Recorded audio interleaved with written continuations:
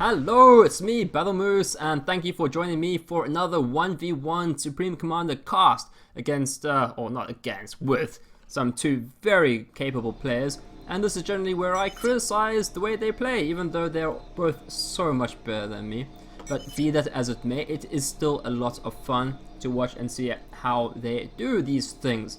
And if you have a look at the chats over there, that's just because these guys, I think particularly yesterday or today, who knows, but in the replay vault there are a number of matches between these two players, so they've been fighting each other a fair bit the past while. Dream particularly has been playing a lot of games. If you go to the replay vault, that is a thing that he's doing, and it's good to see. So hopefully he is climbing the ladder. I don't think there is a way to check his progression, but yeah, hopefully he is improving his skill. And it's a little bit of a mismatch, even though Dream is ranked about 50, Nexus of Reality is like 15 or something. He is definitely the favorite on this map, but this is quite a long match between these two. On this map there's a Planet 2, and I quite like this map, well, not to play on because it's a very challenging map to play on, but it tends to produce some very spicy replays. It's a very interesting dynamic with these, a lot of resources but quite far apart, so there's a lot of T1 play early on, a lot of air play, and then it's not uncommon, unheard of to see some experimentals coming along. So we can have a look at some of the build orders. Going Land Factory, T1 P-Gen, then the Nexus, then going for the Hydrocarbon.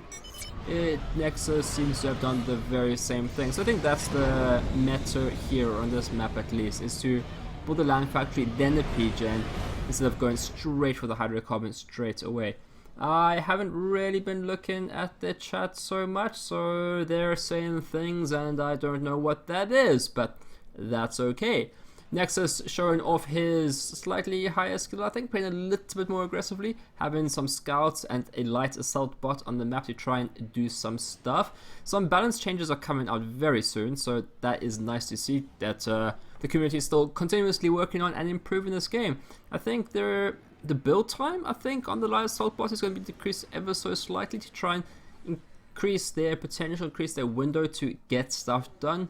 Because the light assault bot is a unit that really doesn't see much play at all, or rather its window of opportunity is absolutely tiny, but so a lot of players like to use them and get some good work out of them, and hopefully this hunter will get some stuff done.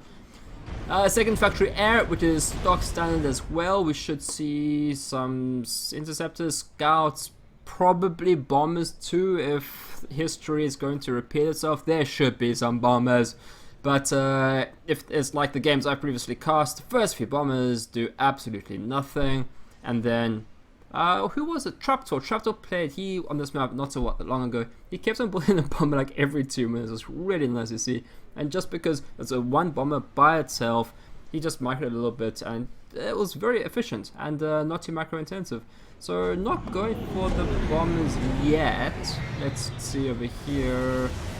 So maybe both players have decided that the first T1 bomber really doesn't achieve what it needs to achieve. So that's both players not seemingly going for the bomber. I don't... Unless that's a... I don't know. I don't know. I can't tell beforehand. It doesn't look big enough to be a bomber. Okay, so the hunter is being chased off by a Tham, and not getting any work done. But at least Nexus knows where his opponent is and what he's up to. And behind this hunter that's protecting his engineering expansion. Yeah, protecting. But you know, it's the thought that counts. Nexus is getting out into his expansions earlier and faster, and that's definitely going to give him an advantage going into the mid-game. And there's Dream is able to achieve some... Yeah, but Dream has more mass, so has he already gone to a T2 max?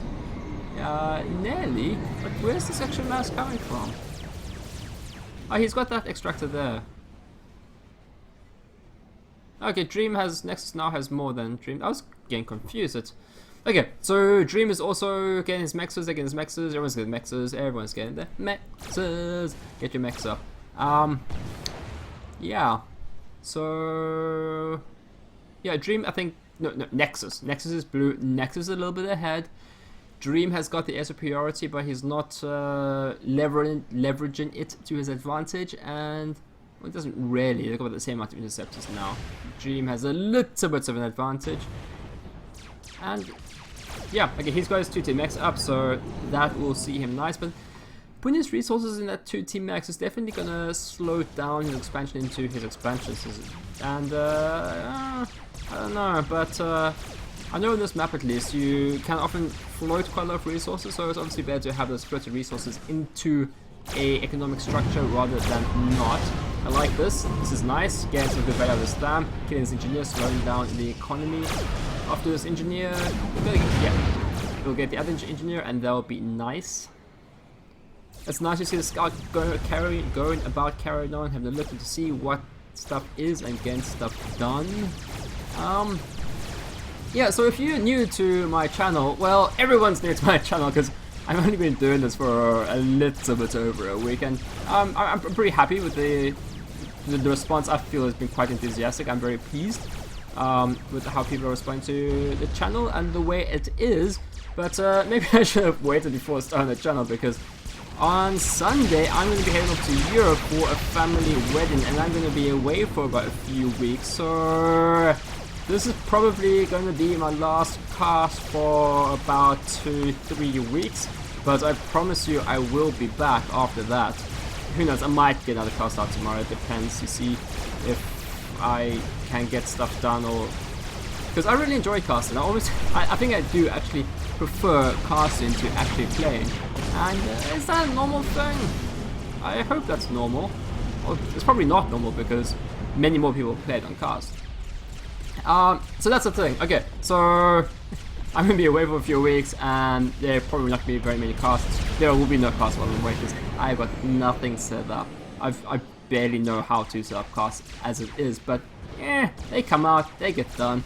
One of these days we have to figure out how to improve the video quality of these things, and that will be, I'll be very pleased when I can get that, because I think the video quality is alright, but it can probably be better, and I have no idea how to do that because I am new to this. Okay, so Dream is advancing with his ACU into Nexus's expansion, which is nice to see. He's building a land factory. I don't quite know about this choice. I kind of feel it would be better if he just, you know, charged in and shot stuff up. But I guess he wants some support, some engineers behind that. Maybe he built the land factories here and support. He is, but I don't know about this land factory. It seems like he's giving his opponent a lot of time to prepare for this ACU moving out. And yeah, well, the PD is already up, although 1 PD is actually pretty good against an ACU because it won't stop an ACU, but it will get his hit points down, which can often open the window for nice and new other opportunities and options.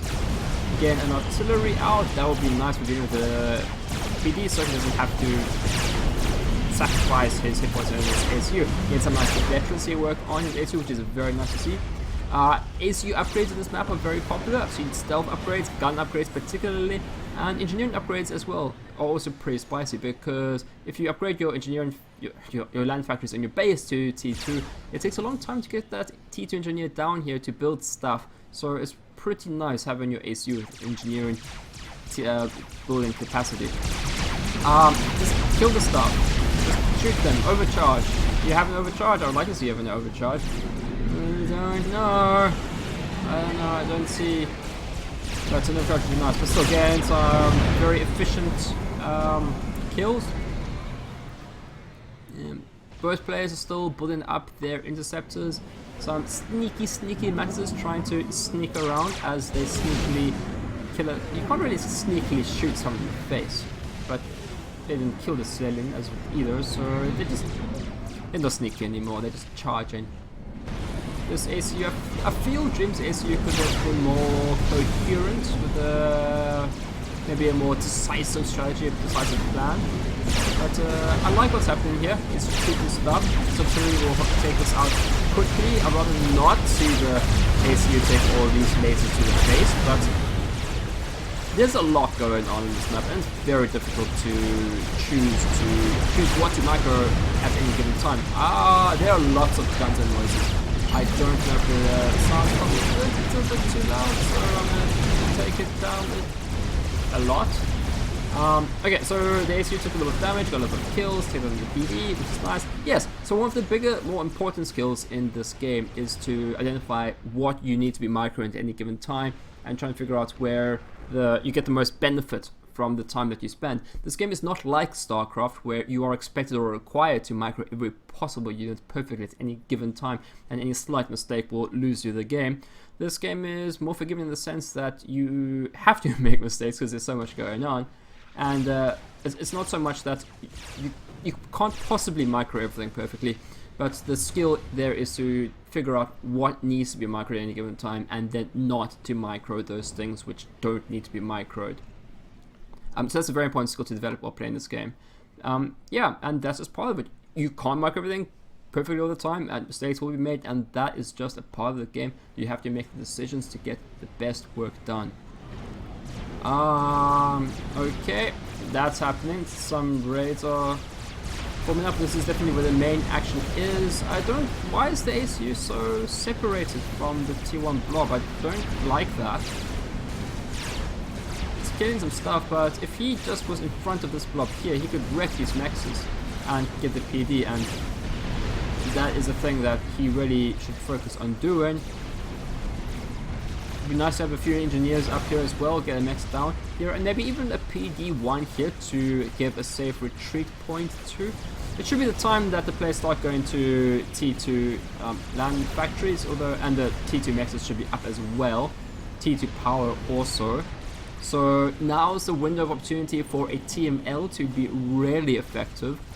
Although we don't have any T2 engineers forward, and the ACUs, as far as I know, don't have the upgrades that they need to snipe. Yeah, I really want this Bob, the blob can be called Bob. I would like Bob, the blob, to be behind this ACU, pushing these mexes and just claiming these resources for himself. He clearly has the forces and the capacity to be able to achieve this, so that would be good. Nexus has been, both players have been quite passive up north. Nexus ACU has probably been a little bit too passive, bringing it down to try and get some work done. Okay, so skipping T2 land altogether, going straight for Loyalists. That's very spicy. And yeah, Dream is sticking on T2 land, which is more conventional on this map. I guess Dream had an advantage here. He certainly could have taken all this out, but yeah. So he afforded the opportunity to Nexus, gave him the time to get the resources to pump him into military, and he chose Loyalists. And this is going to cause trouble. This is going to cause so much trouble. Dream needs to get overcharged on his AC to be able to deal with the Loyalists. This blob he has to just stop within tier 1 completely. It's going to be useless against these Loyalists, except, you know, to try and take a few shots. This AC is in a dangerous situation. He'll get some kills here, which is nice, but it'll take a lot of damage too, and when the gets a few Loyalists, they can easily hit the ACU, which would end the game. But we know that won't happen because this is a long game, because the video is long and the replay is long, which is why I chose it, because long games are fun games. And no one wants to watch a 12-minute game of Forge Alliance Supreme Commander, although some people do sometimes. But longer games are definitely more interesting. Shoot into the face. Yeah, okay. Had to EMP the land factory for a microsecond before it exploded. And what we've got? We've got Ilshivers. We've got Ilshivers to try and kite the Loyalists as the ACU tanks. I'm not quite sure I like that plan, but now is not the time to be standing still.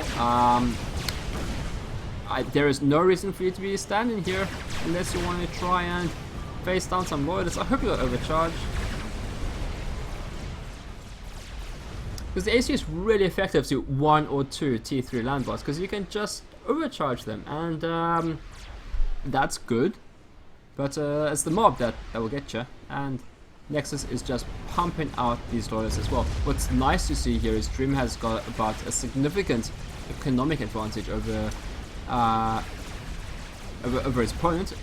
So he has options going T2 air gunships. That's how he's going to try and counter these Loyalists.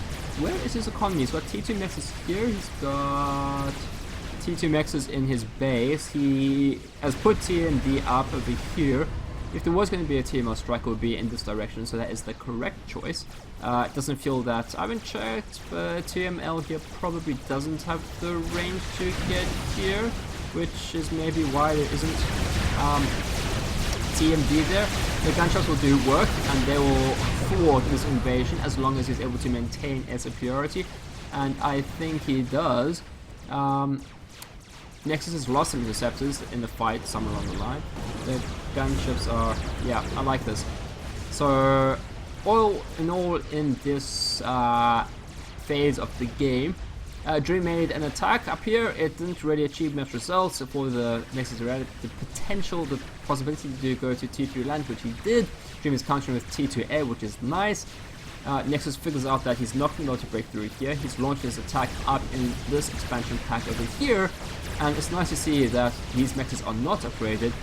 Dream deciding to double down on this expansion here, figuring he can probably only defend one effectively, so he's going to do that and put all his upgrades into the one defended expansion.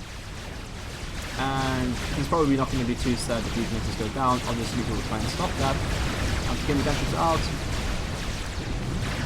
They do some really nice work. This is really stymied Nexus. I'm struggling with plurals. Yeah, it's a small victories in this case. Sometimes you struggle with things that you were taught in grade school, primary school, how plurals work and how to pronounce them, and sometimes you don't do it correctly. And that's okay, because life is all about failing and then not failing. I feel that, okay. I feel that Nexus has figured out that the T2 gunships are on the field. It's maybe you want to get some interceptors to be able to do something about that, and he's choosing not to. So he has to have some plan to deal with. Maybe this is his plan. These factories new. I have a feeling these factories are new, so that's his plan for dealing with the gunships. He's going to build a lot of interceptors, which is what you'd expect. And yeah, we've got T3 land now for Dream himself. Nexus is still pumping out. Okay, yeah, good. Finally, he's got some flak. That will be nice.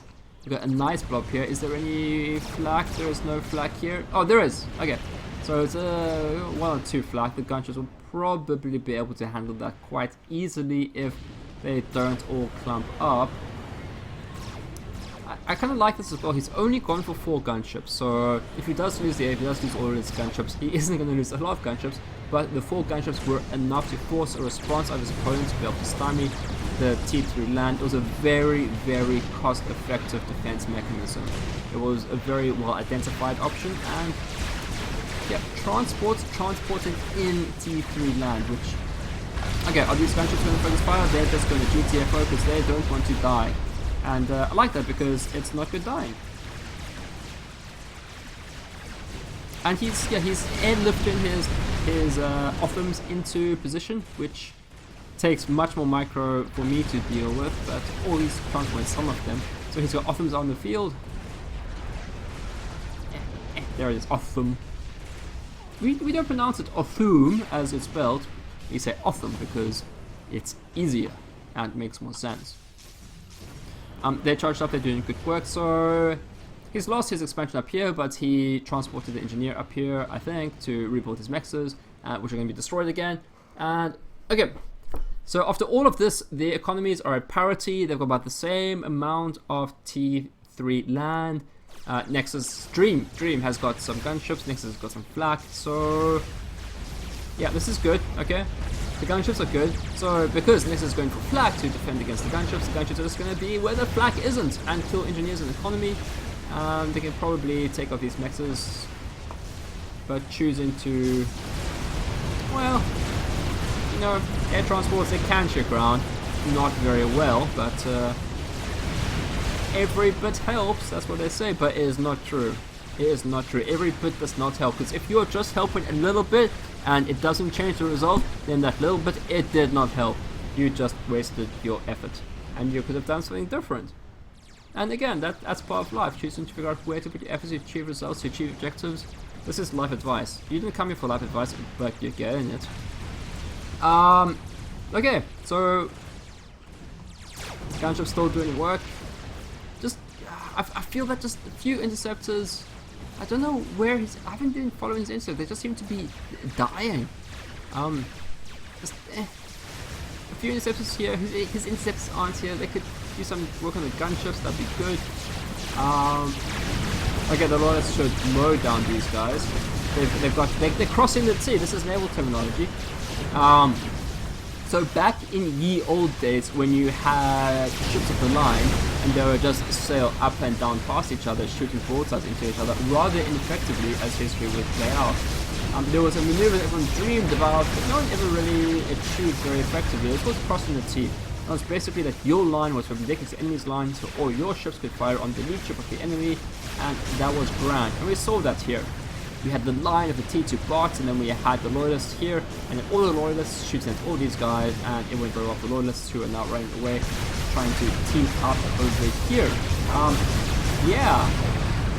You also get life advice here sometimes, you also get a little bit of history, and a little bit of military strategy, so yeah, that's how this place works. Okay, so after all this T3 shooting and shenanigans, the economies are still around about 60-70, that hasn't changed all that much. The players aren't investing too much into the economy, rather doubling down on this, and oh my lordy lord, there is a lot of mass over here. And that is going to give Nexus, or whoever gets an engineer here first, a nice advantage. This is a time where you want to just load up a transport and dump some engineers here, because this is worth it. We've got a lot of T3 landbots, so I want to see Nexus just for the air transport, for the engineering. Yeah, you walk in, they get there, but it's worth your effort for that amount of mass at these economy levels to get that done. He could build a TML here, that would be pretty sweet, that would be very cost effective as well. But both players are probably thinking, this is round about the time where we might start doing experimental, or maybe even T3 air. But experimental is probably more likely. Going for a shield. Not 100% sure why he feels he needs it. Maybe it's for the gunships. And the power generator is not quite in the shield. You could put the power generator next to the shield. You get an energy bonus from the shield.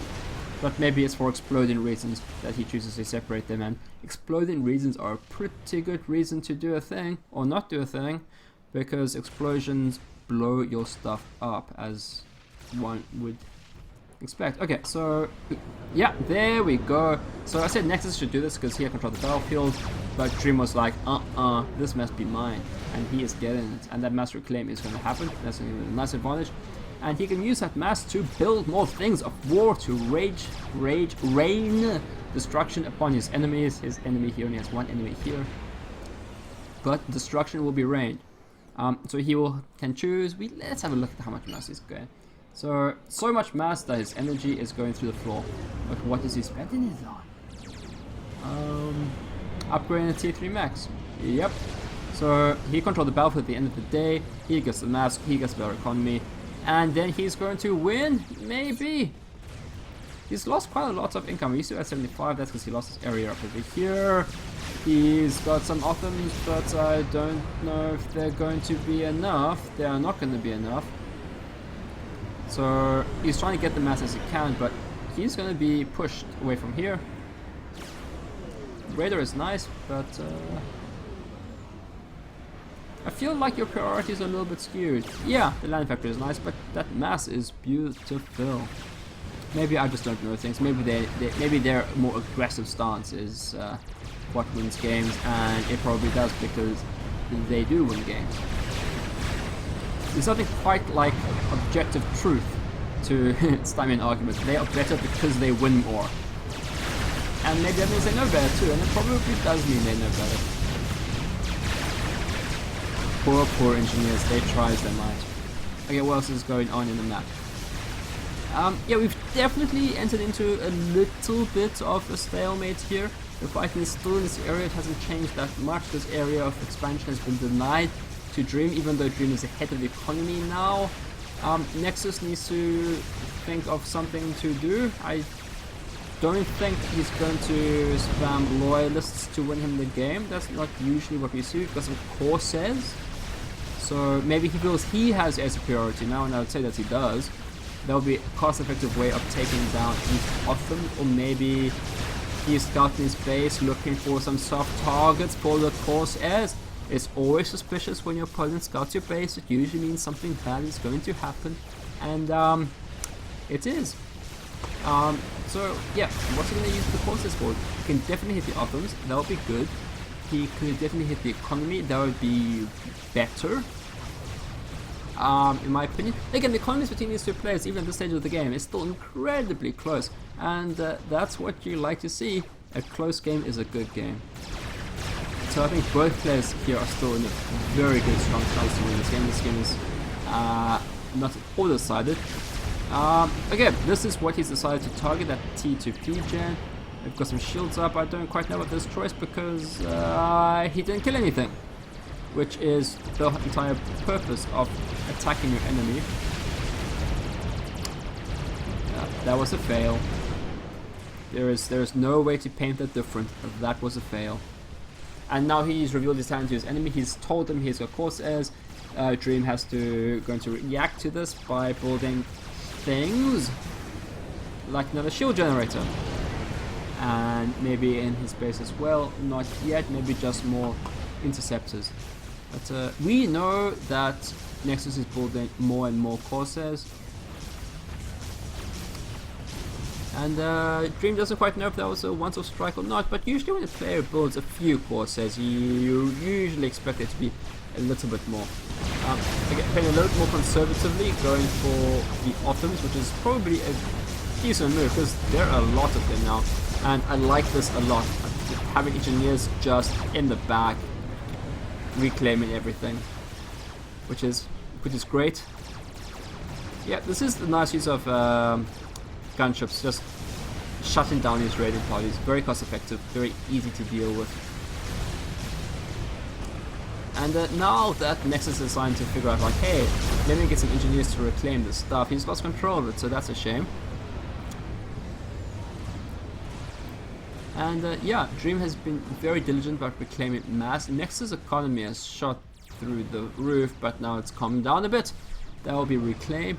And yeah, the economies of these players haven't been growing very quickly. They've both been around the 75 mark for a while, and now we're having some spicy to reclaim, but it's not that much more. They've stuck on the T3 land base a lot longer than I would have expected. I would have definitely thought that we'd see T3 air by now, or start experimental. Maybe if one of them was cyber, we would have seen a monkey roll by now. Otherwise, I guess... Oh jeez, maybe if one of them was Cybran, as I look at the huge Cybran base, we would see a Monkey Lord, but I don't know why Nexus hasn't chosen for Monkey Lord now, because that would work well. Maybe he's just poor, and just feeling that Loyalists are what he needs to deal with these Othuums, and some of the time to spare for Monkey Lord. Otherwise, a chicken is quite expensive, so... Definitely a Monkey Lord is the more viable early experimental option. These Corsairs are getting shot at by the flak. It didn't seem like they were doing that much damage against the Othuums. Got some PD defense emplacements here, quite cowardly, I might add. Defense emplacements are always cowardly. I bought so many defensive placements, and I like them because they work. But you have to use them sparingly, because if you just defend, you will lose. So you have to find cost-effective ways to use it. Oh, you don't want to lose that. But are you going to lose it? He did not lose it.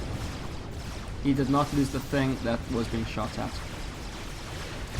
So we've got some Othuums, these massive Othuums are still moving forward. The response is T2 air. We've got some flak now coming up to try and support them. Again, a lot of wreckage in this area, so this would be a good place to build some defense emplacement, because, you know, you protect it and you get the mass. So the Othuums are retreating, losing its superiority, and we've got this massive Loaylist charging into the base. At the moment, there's not that much. Haha! Ah! I've been itching to see this experimental, but it's going to be seen. And now we get to see how Nexus is going to choose to respond to the Ryotha. And I don't quite know how he's going to choose to respond to it. Is he in a giveaway here? He's just gonna, looks like he's gonna go mass T to air. Probably isn't the best option because he just spams some flackness here. Although it's moving slowly and I don't like this. This is dangerous. This is where you want a few T2 defensive placements. This guy is not nearly enough done and there is all this destruction going on just next to him and there's nothing about this that I like. Oh jeez. Oh, this is hard to watch. This is like you're in a fight with a kid and he's on the ground and he's bleeding and he's crying and this other guy just punching him in the face again and again, just punching, and he's bleeding and he's crying and he's sad and everything in the world is bad. And that's what's happened here. But the game there's still more to this game, but is the game over now? Is there no out for Dream here? Is Ryotha still alive-ish?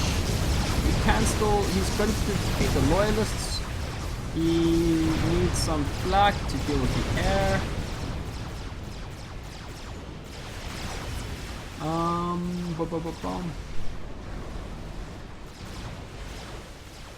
We have bricks coming out. The Corsairs are pretty much running rampant. I don't know if this is ever going to be built, but yeah.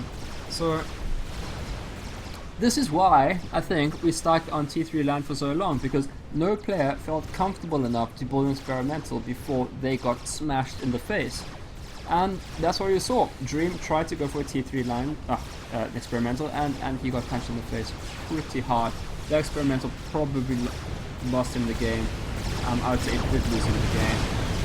Because I don't see he's coming back from this. This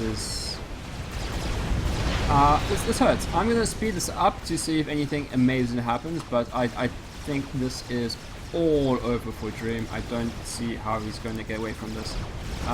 The gunships are just hurting things. They can kill anything already. They could go for the economy as well. That might actually be a better option to explode them.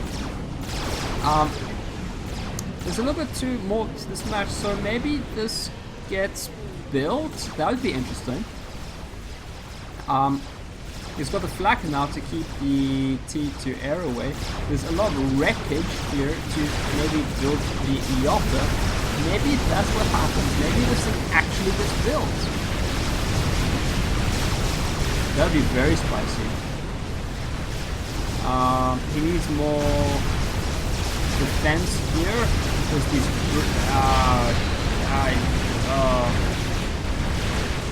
It's close. Again, we don't quite know how far this is from being built because that's a health bar. This is definitely taking damage. So don't quite know how close it is to being complete. No, this is, even if it does get built, these are too many Loyalists. And yeah.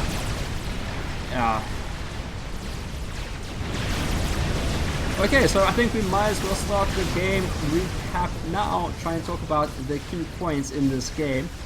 The first stage of the game, both players moved out of the expansions as you would normally expect. Nexus came out a little bit earlier. Dream put some pressure up over here. I felt like his offensive here was a little bit uncoordinated. He had a nice T1 blob, which I think if he had kept it behind his ACU, could have definitely destroyed and ravaged this expansion over here. After that, we entered into a long, or rather, yes, Nexus went into T3 land quite aggressively, skipping T2 land completely, catching Dream a little bit off guard. Dream countered with T2 air, which is a very effective means of countering that and keeping him in the game. Then we entered into a long T3 land phase where both players were building Loyalists and Othuums, and with some big back and forth over here. There were no TML attempts, which was maybe a missed opportunity at times. But we were in a very, I would say, uncharacteristically long T3 land phase. We had T2 air trying to counter fights here and there and try and get an advantage, a little bit of raiding. And I guess both players accurately determined for quite some time that the game was too close to attempt an experimental build. Dream eventually decided that that's what he wanted to try to do, and it lost him the game. I certainly think he was still in the game up until that point. But yes, that's the wrap up of this game. If you followed until the end, I am going to be away for a few weeks. There might be another cast coming up before I leave, but if not, I have not abandoned the channel. I'm just going to not be at home. So I will be back. And yeah, there will be more casts, and I'm really enjoying the casting experience, even though I've only been doing this for a little bit under 2 weeks. And I hope to see you guys next time.